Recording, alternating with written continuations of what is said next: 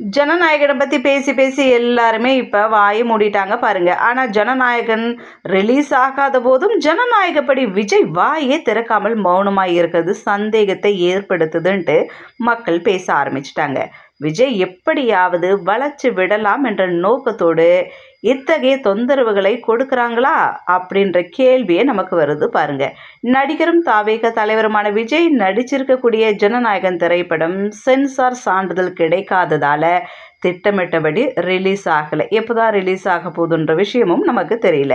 Sensor சான்றிதழ் கோரி December 18ஆம் தேதியே விண்ணப்பிச்சிட்ட சூழ்நிலையில் சென்சார் தரப்பில் சான்றிதழ் கொடுக்கப்படவே இல்லை. ஜனநாயகம் படம் ரிலீஸ் ஆவதற்கு 4 நாளுக்கு முன்னாடி மறுபடியும் படத்தை ரிவைசிங் கமிட்டிக்கு அனுப்புவதாக படக்குழு சொல்லியிருந்தாங்க.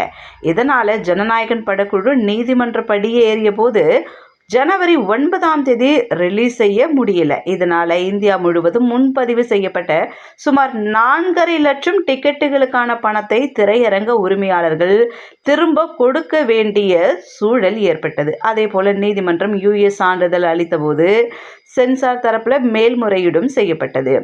இப்போ ஜனநாயகன் படக்குழு உச்ச நீதிமன்றத்தில் முறையிட்டு இருக்காங்க. இந்த விவகாரம் தொடர்பாக முதல்வர் ஸ்டாலின், காங்கிரஸ் கட்சி உள்ளிட்டோர் பாஜக மற்றும் சென்சார் போர்டுக்கு கண்டனம் தெரிவிச்சுட்டு வராங்க. இந்நிலையில பாருங்களேன், ஜனநாயகன் படத்தை எடுத்த தயாரிப்பாளர், நடித்த கலைஞர்கள், முதலீடு செய்தவர்கள் எவ்வளவு பேர் இதில் சம்மந்தப்பட்டிருக்காங்க. இவங்களுடைய நிலைமையில யோசிச்சு பார்த்தா பரிதாபமாக தான் இருக்கு. இந்த படத்தோட நாயகன் யார் என்பது நமக்கு பிரச்சனை இல்லை. தணிக்கை வாரியத்திற்கு படம் பார்ப்பதை தவிர வேற என்ன வேலை இருக்குது? அதில் இருக்கக்கூடிய கரெக்ஷனை சொல்லணுமே தவிர இப்படியா டோட்டலாக தடை பண்ணுவாங்கன்ற பேரு வந்துட்டுருக்கு. இதில் கொடுமை என்னன்னா, யுஎஸ் சான்றிதழ் கொடுக்கலாம்ட்டு படம் பார்த்த 5 பேரில் 4 பேர் சொல்லியிருக்கிறாங்க. ஒரே ஒரு நபர் மட்டும் புகார் சொல்லியிருக்கிறாங்க. வழக்கமாக 100% 5 பேரும் ஒப்புக்கொண்டால்தான் சான்றிதழ் கொடுக்க வேண்டும் அப்படின்ற ஒரு நிர்பந்தமே இல்லை. மீதி இருக்கக்கூடிய மெஜாரிட்டி நபர்களுடைய அவங்களோட சாட்டிஸ்ஃபைடை தான் அக்செப்ட் பண்ணிக்குவாங்க. ஆனால் டோட்டலாக இதில் அப்படியே மாறி போயிருக்கு பாருங்கள். இப்படி தணிக்கை வாரியம் நடந்துட்டா திரையுலகம் பிழைக்க முடியுமான்ற கேள்வியே வருது. ஸோ மத்திய அரசு அரசியல் சூழலில் நிர்பந்தத்தை கொடுத்து விஜய் எப்படியாவது வளைச்சிடலாம் என்ற நோக்கத்தோடு இத்தனை தொந்தரவுகளை கொடுத்துட்டு வராங்க அப்படின்னு தான் மக்கள் மத்தியில் பேசப்படுது. அதே போல் இவ்வளவு தொந்தரவு பண்ணிட்டு இருக்காங்க, அநீதி இழைக்கிறாங்க தெரிஞ்சும் ஜனநாயகப்படி வாயே திறக்கலை.